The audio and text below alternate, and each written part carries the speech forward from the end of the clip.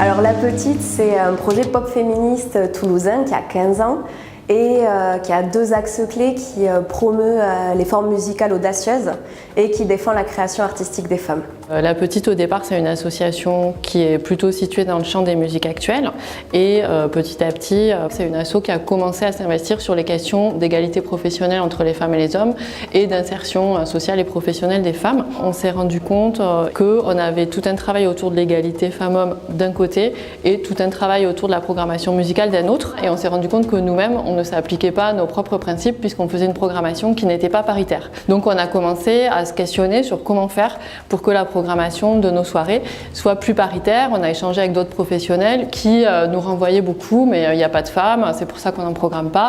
Oui, du coup notre objectif c'était vraiment de montrer que des femmes talentueuses dans les arts, il y en a plein, et qu'elles ont des projets qui peuvent être vraiment remarquables, audacieux, et qu'il y en a largement suffisamment pour faire des programmations de qualité paritaire. Et c'est ça qui nous a donné envie de mettre en place le tout premier Girls Don't Cry, qui était au départ un média sur Facebook avec l'idée de faire un post par jour qui mettait en valeur une artiste femme. Et puis en fait, on a eu des retours d'artistes qui nous disaient ok, c'est super d'être mise en visibilité, mais nous on a des freins en amont. Donc c'est comme ça qu'on a lancé une formation artiste et féministe. On a mis en place toute une saison de workshop.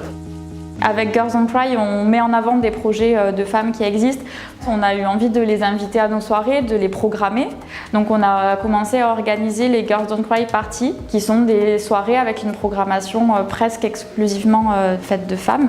On propose des workshops donc à la fois artistiques et des workshops sur le pouvoir d'agir des femmes, et on souhaite pouvoir continuer à en proposer davantage, et toujours bien sûr en rémunérant de manière juste les intervenantes. Sur Instagram, on a l'idée de développer à la fois des contenus artistiques comme on le fait déjà sur Facebook, mais également de développer des contenus didactiques de sensibilisation et de partage de savoir sur les questions d'égalité femmes-hommes. On veut créer un nouveau format de soirée, des soirées club très festifs avec une programmation LGBTQI+.